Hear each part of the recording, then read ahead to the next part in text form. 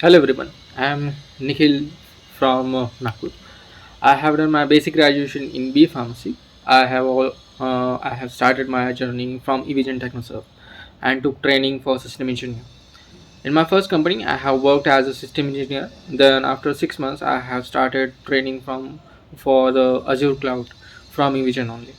Then I get promoted to the DevOps administrator. In that 6 months, I have worked on myself, that I have learned and practiced cloud, and also I have learned the DevOps tools from my end. I have worked on the DevOps tools like as Terraform, Kubernetes, then Docker, then Ansible, then Jenkins, CI/CD pipelines. Those all things need to be covered in DevOps.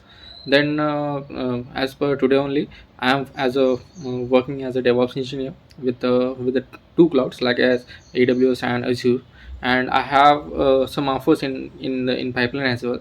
So the conclusion of the story of to reach the DevOps, you need to enter into IT administrator work, and you have to start your journey from the system engineer only, and you have to work hard, and as you work hard, the you will gain more opportunities to reach DevOps.